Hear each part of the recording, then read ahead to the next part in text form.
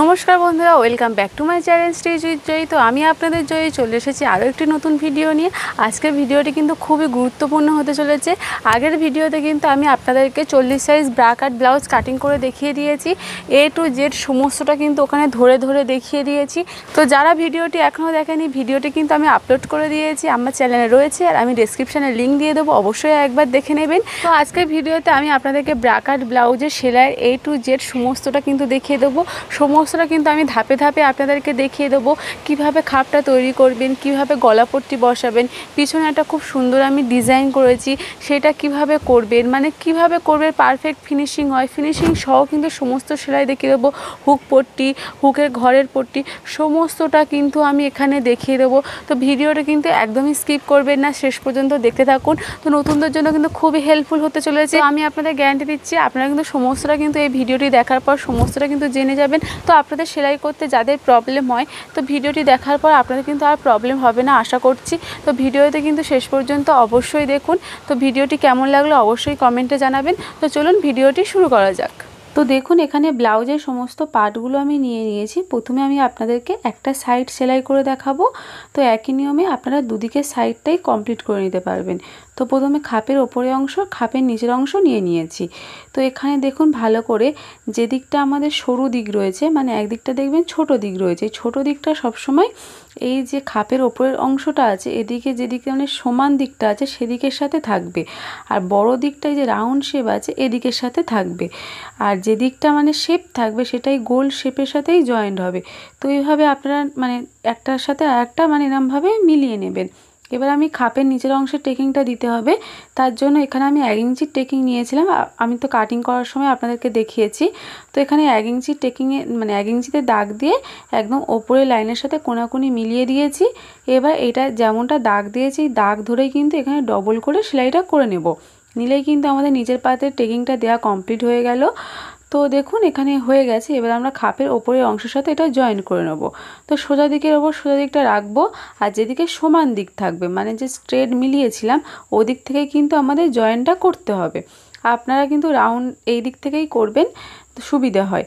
তো এইভাবেই 1/2 ইঞ্চির গ্যাপ দিয়ে যেমনটা শেপ আছে সেই শেপ ধরে ধরে কিন্তু খাপের ওপরের অংশটাকে ঘুরিয়ে ঘুরিয়ে, মানে দুটো পার্ট একটার ওপর একটা রেখেছি, রেখে ঘুরিয়ে ঘুরিয়ে কিন্তু সেলাইটা করে নিয়েছি। এখানেও কিন্তু আমি ডবল সেলাই করে নিয়েছি। এবার দেখুন ব্লাউজের এই এস অংশটা নিয়ে নিয়েছি, এইটার সাথে এবার জয়েনটা করতে হবে। আর আমরা এই জয়েনটা কিন্তু নিচের দিক থেকে করব, নিচের দিক থেকে করে ওপরের দিকে যাব, মানে পুট লাইনের দিকে যাব, নিচের দিক থেকে সেলাইটা কিন্তু শুরু করতে হবে। আপনারা কিন্তু নিচের দিক থেকেই করবেন। তো দেখুন এখানেও সোজা দিকের ওপর সোজা দিকটা রেখেছি, রেখে এখানে আমি একটার সাথে আরেকটা মানে যেমনটা শেপ আছে সেই শেপ ধরে কিন্তু এখানে ঘুরিয়ে ঘুরিয়ে সেলাইটা কিন্তু করে নেব। এখানে কিন্তু কোনোভাবে কোনো প্রকার টানাটানি করবেন না, মানে কোনো একটা পার্ট টেনে ধরে সেলাই করবে না, তাহলে দেখবেন শেপের থেকে অনেকটা আপনাদের কাপড় এক্সট্রা হয়ে যাবে, অনেকটা বেশি হয়ে যাবে, আর শেপটাও কিন্তু ভালো আসবে না, একটা টান মানে টান টান ভাব চলে আসবে। তো দেখুন এখানে আমার যেমনটা শেপ ছিল সেই শেপ ধরেই কিন্তু সেলাই করে নিয়েছি। আর সমস্ত পার্টগুলো কিন্তু আমার লাইনিংয়ের সাথেই মেন কাপড় অ্যাটাচ করা আছে। তো এবার আমি এখানে বেল্টটাও জয়েন করে নেব, তার জন্য দেখুন এখানে বেল্টের অংশটা নিয়ে নিয়েছি। আর বেল্টে যে আমরা শেপটা দিয়েছিলাম সেই শেপটা কিন্তু সবসময় মানে যেদিকে আমাদের হুক আর হুকের ঘর হবে তো সেই দিকেই কিন্তু থাকবে। তো পিছনে যে আমরা টেকিংটা দিয়েছিলাম, আমরা যখন বেল্টটা বসাবো তখন কিন্তু এটা এইভাবে মুড়িয়ে নিতে হবে, মানে কোণ করে মুড়িয়ে নিতে হবে, নাহলে কিন্তু খাপের শেপ মোটেও ভালো আসে না, খাপটা চ্যাপটা হয়ে যায়। তো এটা অবশ্যই বেল্টটা আপনারা যখন জয়েন করবেন এটা অবশ্যই খেয়াল করবেন, এই মানে টেকিংটা যেন এরমভাবে কোনাকুনিভাবে মুড়িয়ে থাকে। তো এবার কী করবো, দেখুন এখানে আমি 2 সুতের একটু বেশি নিয়ে আমি সেলাইটা করে নিয়েছি। এবার আমি কাপড়টাকে সোজা করে নিলাম, নিয়ে ওপর থেকে একটা চাপ সেলাই দিয়ে নেব। তো আপনারাও এইভাবে বেল্টটাকে বসিয়ে নেবেন, নিলে দেখুন এখানে আমার একটা সাইড কমপ্লিট হয়ে গেল। খাপটা দেখুন কত সুন্দর হয়েছে। আপনারাও এই নিয়মে করবেন, আপনাদেরও খাপ কিন্তু মোটেও চ্যাপটা হবে না, এরকম রাউন্ড হবে। তো একইভাবে আমি আরেকটা দিকের অংশ কিন্তু এখানে তৈরি করে নেব। এবার আমি পিছনের অংশে চলে আসছি। পিছনের পার্টে তো আমি আগের ভিডিওতে দেখিয়েছি ডিজাইনটা কাটিং করে, তো এবার আমি এই ভিডিওতে আমি আপনাদেরকে সেলাই করে দেখাবো। তো দেখুন এখানে সোজা দিকের ওপর আমি লাইনিংটা রেখেছি, মানে যেদিকে সোজা দিক তার ওপরেই লাইনিংটা রেখেছি, রেখে এখানে মানে আমি চারদিকে পিন দিয়ে জয়েন করে নিয়েছি। যেহেতু এটা আমার সিল্কের কাপড়, সেলাই করতে যাতে সুবিধা হয় তার জন্য এখানে চারদিকে আমি পিন দিয়ে অ্যাটাচ করে নিয়েছি। এবার এখানে তো আমি ডরি করব, তার জন্য আগে থাকতে আমি দুটো ডরি তৈরি তৈরি করে রেখেছি। তো কিভাবে অ্যাটাচ করছি ভালো করে লক্ষ্য করুন। এখানে কিন্তু এক্সট্রা করে আর কোনো পট্টি বসাতে হবে না, একইভাবে কিন্তু এখানে সেলাইটা হয়ে যাবে। মানে এই লাইনিং কাপড়ের সাথেই কিন্তু আমাদের মানে পিছনের ডিজাইনটা হয়ে যাবে, আর এক্সট্রা করে কোনো পট্টি বসানোর দরকার পড়বে না। তো যেমনটা শেপ আছে, ওপরে যেহেতু বোর্ড নেক হয়েছে, বোর্ড নেক থেকে সেলাইটা শুরু করেছি করে এবারে আমরা দেখুন এখানে মিডিলে চলে এসেছি। এই মিডিলেই কিন্তু আমাদের এখানে ডরিটা বসবে। তো দেখুন আমি একেবারেই বসিয়ে নিচ্ছি, পরে আর বসাচ্ছি না। এইভাবে বসালে কী হয় বলুন তো, ফিনিশিংটা খুব ভালো আসে আর খুব মানে সেলাইটা খুব মজবুত হয়। তো দেখুন এই মেন কাপড় আর লাইনিংয়ের ঠিক মাঝখানে আমি ডরিটাকে রেখে দিয়েছি, মানে যেখানে আমি হাফ ইঞ্চির গ্যাপ রেখেছিলাম কাটিং করার সময়, তো সেই মাঝখানটাতে আমি রেখে দিয়েছি ডরিটাকে। আর এখানে আমি মাঝখানের অংশটাকে আমি কাটিনি, এটা পরে আমি কাটবো, যখন আমি মেন কাপড়টাও কেটে বাদ দেবো তখন কিন্তু কাটবো। এখন কাটছি না, কারণ সেলাই মানে আমাদের যে ডিজাইনটা করেছি সেই ডিজাইনটা না একটু নষ্ট হয়ে যেতে পারে, মানে শেপটা একটু ঘুরিয়ে ফিরে যেতে পারে, সেই জন্য আমি মাঝখানের অংশটা কাটিনি, জয়েন্ট করেই রেখে দিয়েছি। তারপর দেখুন যেমনটা রাউন্ড শেপ আছে, এই রাউন্ড শেপ ধরে ধরেই কিন্তু সেলাইটা করে নেব। এখানে কিন্তু কোনো প্রকার মানে সেলাইটা কিন্তু অবশ্যই আস্তে আস্তে করবেন, কোনো তাড়াহুড়ো করে করতে যাবেন না, তাহলে দেখবেন আপনারা যে শেপটা দিয়েছেন সেই শেপ ধরেই কিন্তু মানে সেই প্রপার শেপটা আসবে না। এবার দেখুন সেলাই করে অপর দিকে চলে এসেছি। তো এখানেও সেম একইভাবে আমি ডরিটাকে এখানে মাঝখানে ঢুকিয়ে দেবো, মানে মেন কাপড় আর লাইনিংয়ের মাঝখানে ঠিক রেখে দেবো। রেখে দিয়ে এখানেও আমি একটা সেলাই কিন্তু করে নেবো, মানে যেমনটা শেপ আছে শেপ ধরেই কিন্তু এখানে আমি সেলাইটা করে নেবো। তো ভিডিওতে আপনারা আশা করি বুঝতে পেরেছেন। তো দেখুন এইভাবে কিন্তু পুরো রাউন্ড করে সেলাইটা করে নিয়েছি। এবার আমি কি করব, মাঝে যে আমাদের যে এক্সট্রা কাপড়টা আছে সেই কাপড়টা আমাদের কেটে বাদ দিতে হবে। তো দেখুন এখানে প্রথমে বোর্ড নেক যে করেছিলাম সেই শেপটা কেটে নিয়েছি। এবার মাঝখানে যে আমরা জোড়া অংশটা ছিল সেটা তো আমি কাটিনি, এবার আমি কেটে নিলাম।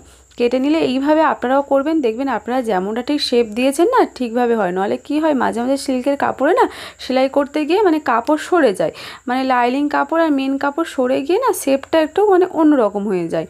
তো আমি এরকম সেলাই করে নিয়েই তবে কিন্তু মাঝখানটা আমি কেটে নিয়েছি। এবার আমি লাইনিং কাপড়টাকে পুরো পেছনের দিকে নিয়ে চলে যাব। চলে গেলে কিন্তু এখানে আমাদের মানে সামনের পার্টটা বেরিয়ে আসবে।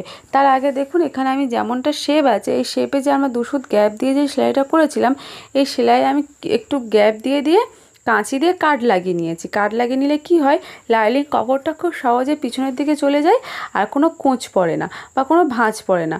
তো দেখুন পেছনের দিকে নিয়ে চলে গেছে, আর ডরিটা দেখুন কত সুন্দরভাবে বাইরের দিকে বেরিয়ে এসেছে।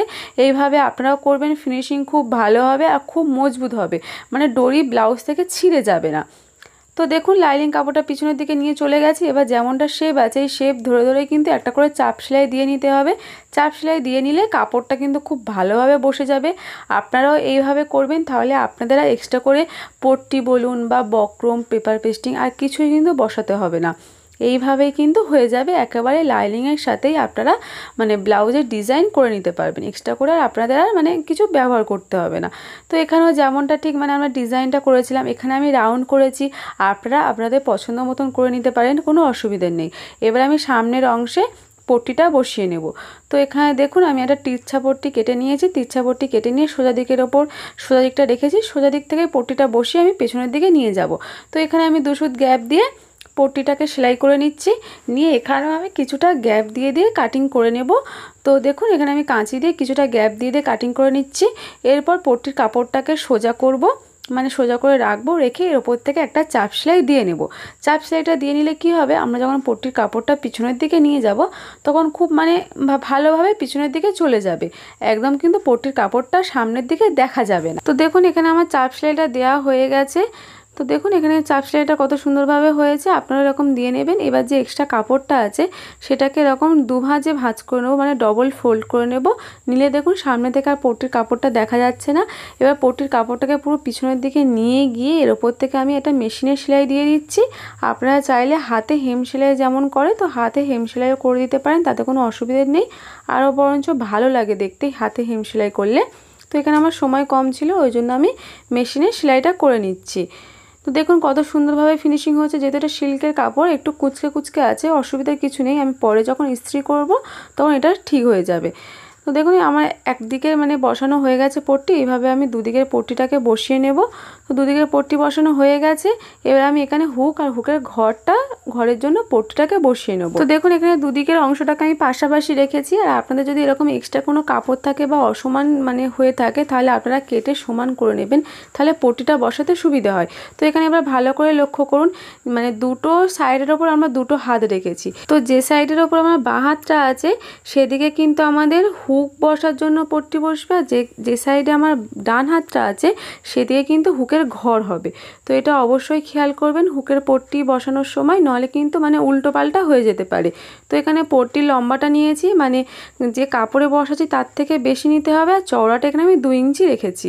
তো মাথার দিকে অবশ্যই মানে যে এক্সট্রা কাপড়টা রেখেছি সেটা যেন মাথার দিকে বেশি থাকে। তো দেখুন এখানে 2 সুত গ্যাপ দিয়ে আমি সোজা দিকের ওপর পট্টিটা বসিয়ে নিয়েছি। সোজা দিক থেকে কিন্তু বসাতে হবে। বসিয়ে এখানে আরেকটা চাপ সেলাই দিয়ে নিচ্ছি।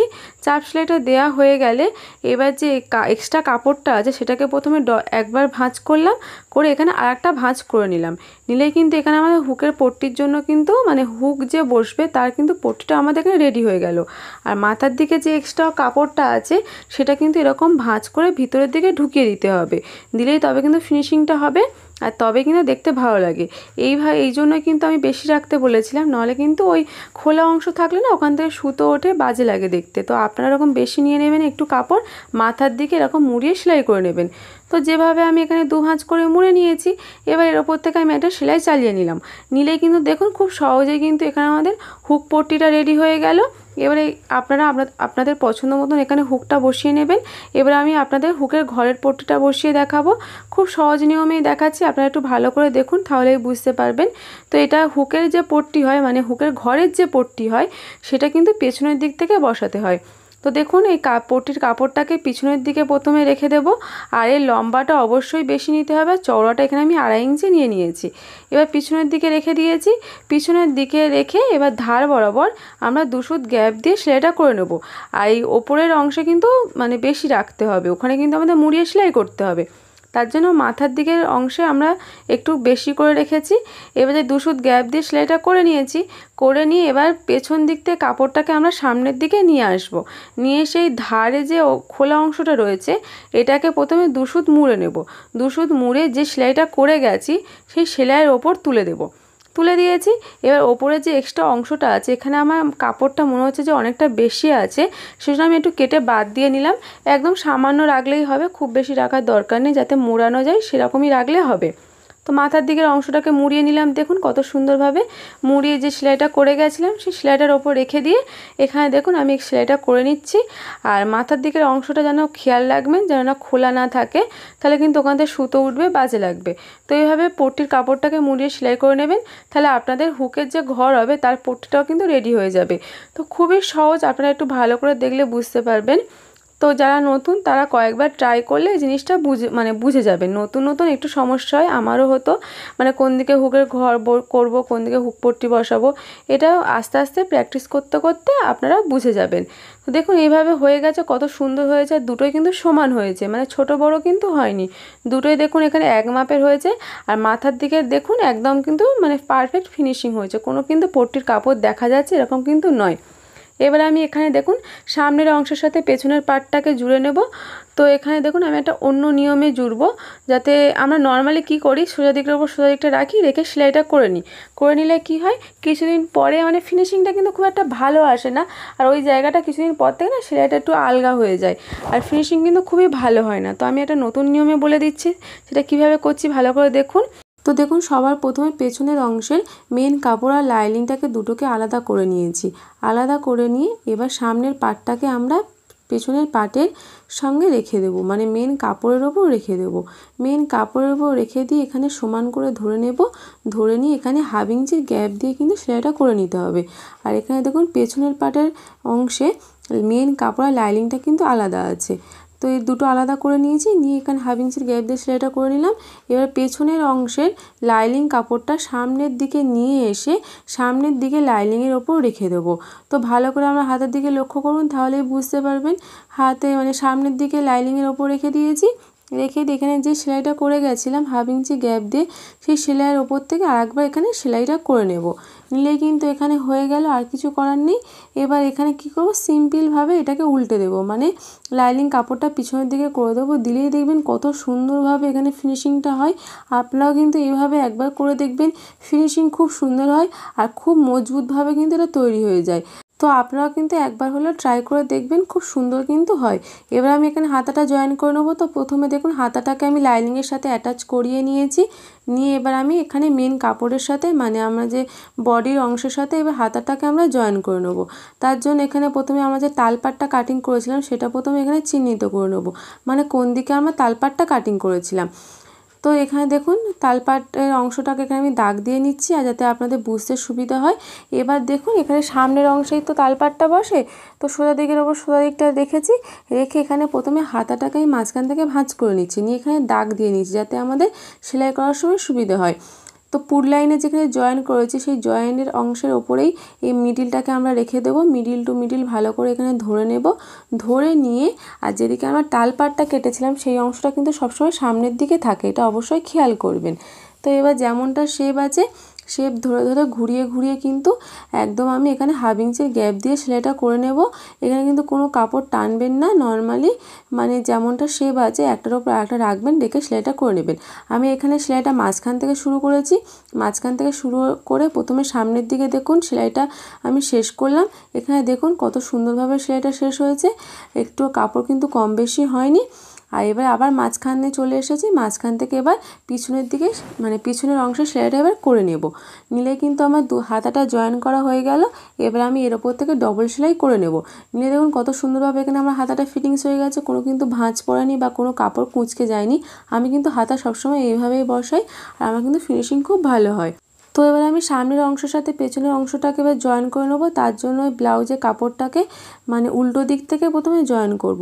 তো দেখুন ব্লাউজের কাপড়টা এখানে উল্টো করে নিয়েছি। তো সোজা দিকের ওপর সোজা দিকটা রেখে ধার বরাবর প্রথমে এখানে আমি প্রথমে ফিটিংসটা করব না, প্রথমে ধার বরাবর একদম ধার থেকেই সেলাইটা করে নেব। নিয়ে তারপরে কোমর পট্টি বসানোর পরেই কিন্তু ফিটিংসটা করব। এভাবে আপনারা করবেন, দেখবেন আপনাদেরও কিন্তু খুব সুন্দর ফিনিশিং হবে। তো যেসব বন্ধুরা ভিডিওটি দেখছেন কিন্তু এখনও চ্যানেলটিকে সাবস্ক্রাইব করেনি, তাদের কাছে অবশ্যই রিকোয়েস্ট থাকলো চ্যানেলটিকে অবশ্যই সাবস্ক্রাইব করবেন। পাশে যে বেল আইকনটা আছে ওটা অবশ্যই প্রেস করে রাখবেন, যাতে আমি যখনই ভিডিও আপলোড করি আপনাদের কাছে নোটিফিকেশান যায়। আর ভিডিওটি যদি ভালো লাগে অবশ্যই একটা লাইক করে দেবেন, কমেন্টে জানাবেন আপনাদের কেমন লাগলো, বা আপনারা যদি কোনো টপিকের ভিডিও দেখতে চান সেটাও আমাকে কমেন্ট করে জানাতে পারেন, আমি সেই টপিকের উপর ভিডিও আপলোড করব। তো আজকে এই পর্যন্ত, দেখা হচ্ছে পরবর্তী ভিডিওতে। টাটা।